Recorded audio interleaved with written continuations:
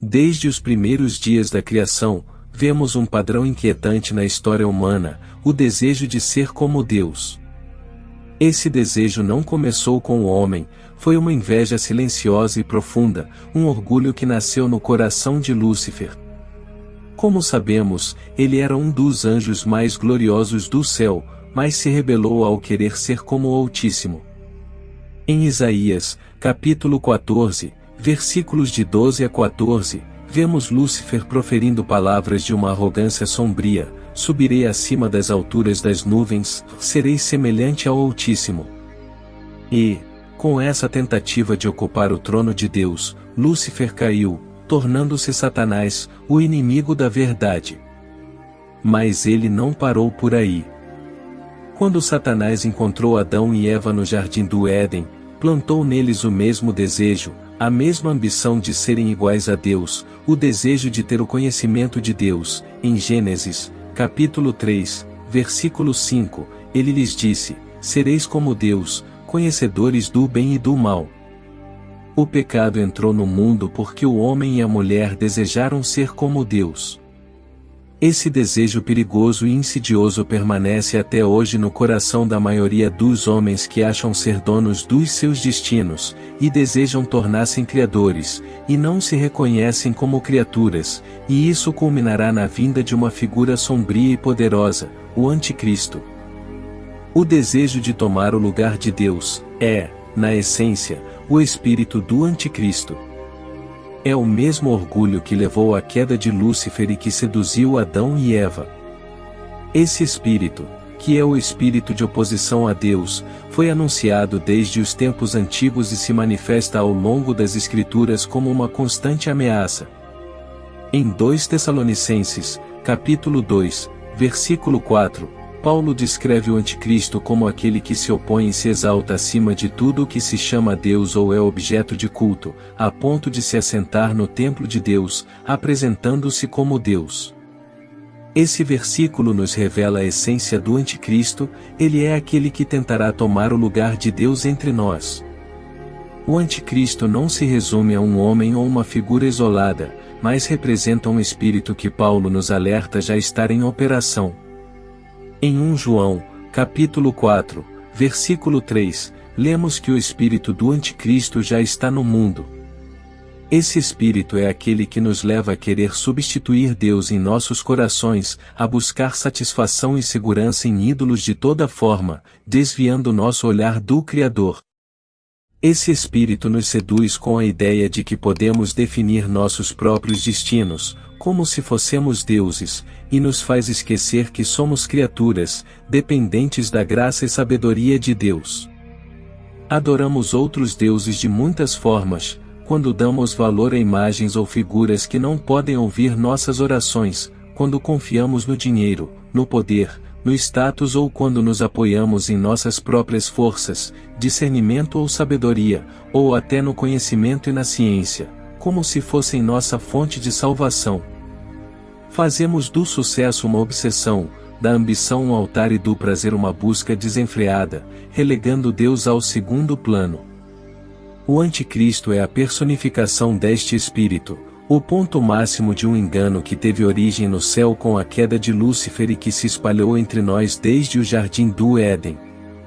Ele deseja ocupar o lugar de Deus, e sua meta é nos afastar da verdade, seduzindo-nos a buscar satisfação em tudo o que não preenche o vazio do nosso espírito.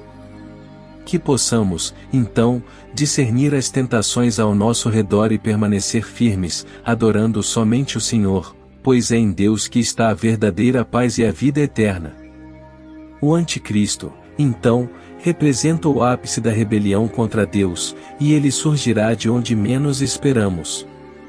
Em Apocalipse, capítulo 13, vemos duas figuras que simbolizam essa tentativa de usurpar a autoridade divina: a besta que emerge do mar e a besta que emerge da terra.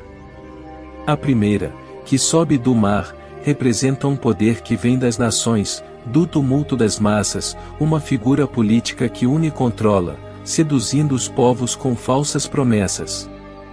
Mas a segunda, a besta que emerge da terra, é ainda mais sorrateira, pois se parece com um cordeiro, mas fala como um dragão.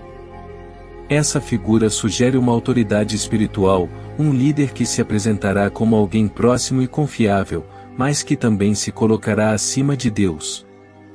Pensemos no que isso representa. Desde os primórdios, Satanás tem usado a mesma tentação, o mesmo pecado de tentar se colocar no lugar de Deus. Em Isaías, Satanás tentou ser semelhante ao Altíssimo. Em Gênesis, ele usou essa tentação para enganar o ser humano.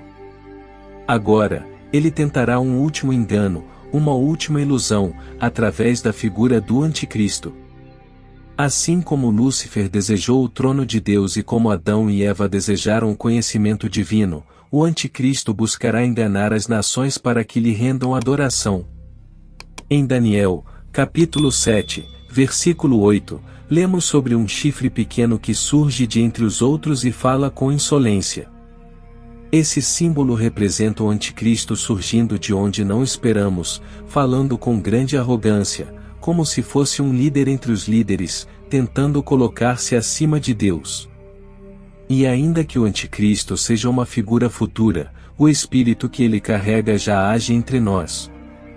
Vemos esse desejo de supremacia em governos que perseguem e destroem a fé, em ideologias que zombam do sagrado, em movimentos que promovem o homem como a medida de todas as coisas. Tudo isso aponta para um só objetivo: remover Deus do centro e colocar o homem, ou um substituto humano, em seu lugar. O Anticristo representa o ápice da rebelião contra Deus, uma rebelião que teve início com a queda de Lúcifer nos céus e se espalhou pela humanidade desde o Éden. O mesmo espírito que impulsionou Lúcifer a desejar ser como o Altíssimo, levando-o a enganar Adão e Eva, agora move o Anticristo. Mas de onde ele virá? Virá do orgulho, da sede de poder e do engano, e do desejo ardente de tomar o lugar de Deus.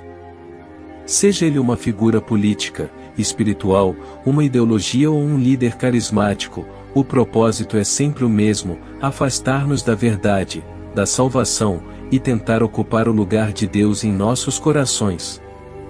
Por isso, cuidado com as tentações que nos cercam, pois todas elas buscam nos seduzir a adorar falsos ídolos e rejeitar nosso Senhor. Permaneçam firmes e vigilantes, pois só em Deus encontramos a verdadeira paz e redenção. E a palavra de Deus nos alerta a estarmos vigilantes.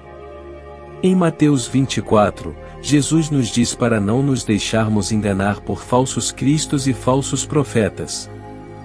Mantenhamo-nos firmes e fiéis, porque o Senhor já nos deu a vitória, e nenhum poder na terra ou no mar pode se igualar ao nosso Deus. Que possamos rejeitar o espírito do Anticristo em nossas vidas e que, em vez de nos elevarmos acima de Deus, possamos nos humilhar diante dele, reconhecendo que só ele é digno de glória e adoração. Quero saber sua opinião. O que você acha sobre o desejo de substituir Deus e como ele se manifesta hoje? E como podemos permanecer firmes na fé em meio a tantas influências que tentam nos afastar da verdade? Deixe seu comentário e compartilhe suas reflexões, e, se você gostou deste vídeo, curta e inscreva-se no canal para mais conteúdos como este. Que Deus os abençoe.